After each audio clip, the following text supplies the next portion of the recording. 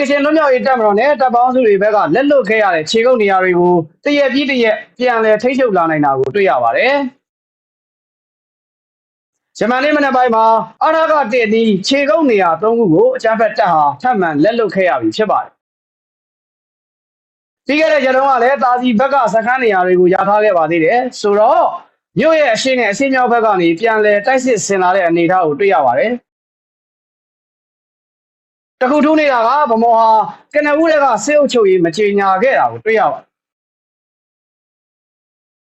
နောက်တစ်ချက်ကစစ်ရေးတင်းမာနေတဲ့ဖြစ်တဲ့ဖားကန်နဲ့မြို့တော်မြစ်ကြီးနားကို144ထုတ်ပြန်ကြေညာထားတာကိုလည်းတွေ့ရပါတယ်။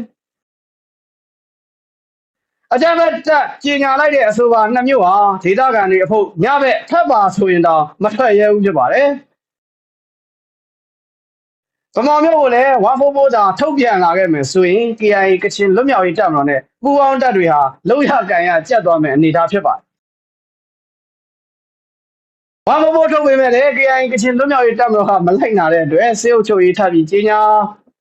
တော့လည်းမရပြန်တော့ညီတောင်ရေးတော့ပွဲမလုပ်တော့ဘူးကွာဆိုပြီးရှက်ရမ်းပစ်လိုက်မယ်ဆိုတဲ့တပေါက်တော့ရှိနေပါသေးတယ်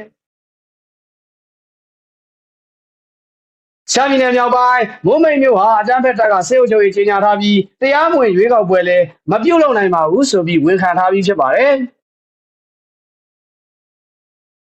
မိုးမိတ်မြို့ဟာညပိုင်းတိုင်းစစ်တပ်နားချုပ်နယ်မြေထဲမှာပါဝင်ပြီး TNL ထိန်းချုပ်ထားတဲ့မိုးမိတ်မြို့နယ်စစ်စိန်ကုန်းအုပ်စုဝဲပေါင်းကျေးရွာကိုလေကြောင်းတိုက်ခိုက်မှုပြုလုပ်ခဲ့ပြန်ပါတယ်ရှမ်းဖက်တပ်ဟာ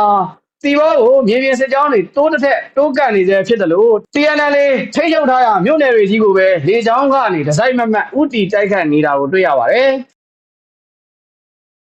ဒီလိုထိန်းချုပ်ထားတဲ့မြို့နယ်တွေထဲမှာမိုးကုတ်ဟာမန္တလေးတိုင်းအလဲပိုင်းတိုင်းစစ်ဌာနချုပ်နယ်မြေထဲမှာပါဝင်တာဖြစ်ပြီးကြောင်မဲမြို့ကိုရရှိထားတာဖြစ်တဲ့အတွက်မိုးမိတ်မြို့နဲ့မိုးကုတ်တို့ဟာနှစ်ဖက်ညှပ်ပြီးတိုက်စစ်ဆင်နိုင်မှုအခွင့်အရေးရရှိနေပြီဆိုပေမဲ့မြေပြင်ထိုးစစ်ဆင်မဲ့အင်အားတွေမရှိဘူးဖြစ်နေပါတယ်။